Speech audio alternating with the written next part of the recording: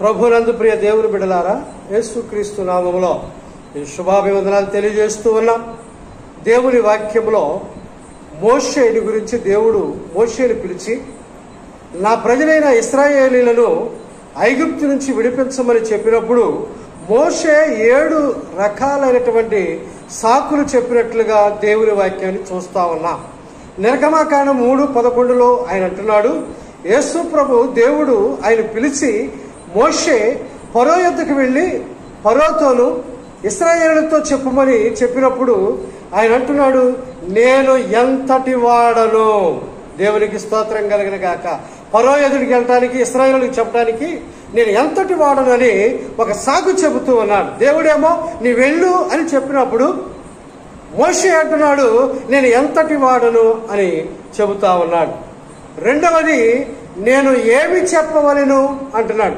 నిర్గమం 3:13 ఏమంటున్నాడు, నేను ఏమి చెప్పాలి అంటున్నాడు.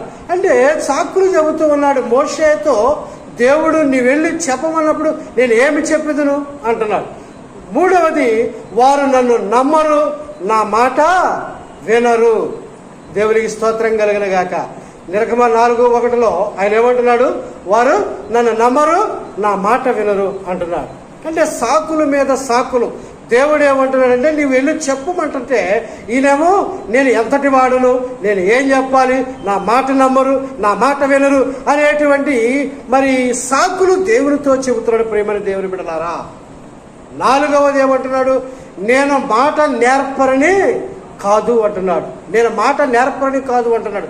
4వ అధ్యాయం 10వ వచనంలో మాట నేర్పరి. దేవుడు ఏమంటున్నాడు, నీవు వెళ్ళయ్యా, నీవు వెళ్ళు, నువ్వు చెప్పు, నువ్వు చెప్తే వింటారని దేవుడు చెబుతూ ఉంటే ఈయనేమో నా మాట వినరు అంటున్నాడు. 5వది, నీవు పంపదలిచిన వారినే పంపుము. దేవుని స్తోత్రం కలిగిన గాక. ఎవరినంటున్నా, నీవు పంపవలసిన వారినే పంపమన్నాడు. నిర్గమం 4:13 5వ మాట. ప్రభు ఏమో నిన్ను పంపాలనుకుంటుంటే నీవేమో దూరము జరిగిపోవాలని చూస్తా ఉన్నావు. పంపవలసిన వారినే పంపాలనుకుంది నిన్ను, పంపాలనుకునేది నిన్నైనప్పుడు నీవేం చెబుతున్నావు, సాకులు చెబుతున్నావు. అయ్యా, నువ్వు ఎవరైనా పంపాలనుకున్నావేమో వారిని పంపించంటే అసలు పంపాలని అనుకున్నదేమో నిన్నే, నీవేమో పంపవలసిన వారినే పంపించంటున్నావు. 6వదిగా, ఇశ్రాయేలీలే నా మాట వినరు, నా మాట వినలేదు. ఫరో ఎదుడికి వెళితే ఫరో నా మాట వింటాడా అంటున్నాడు. ఇశ్రాయేలీలే నా మాట వినలేదు.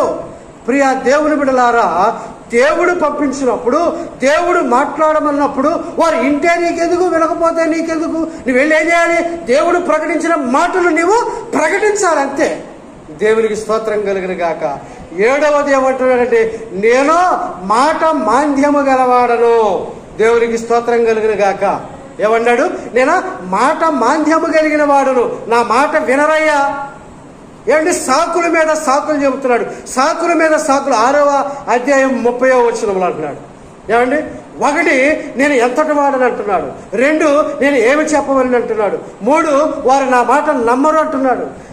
4, నేను మాట నేర్పరని కాదు అంటున్నాడు. 5, నీవు పంపదలిచిన వారినే పంపించంటున్నాడు. 6, ఇశ్రాయేలీలే నా మాట వినలేదయ్యా అంటున్నాడు.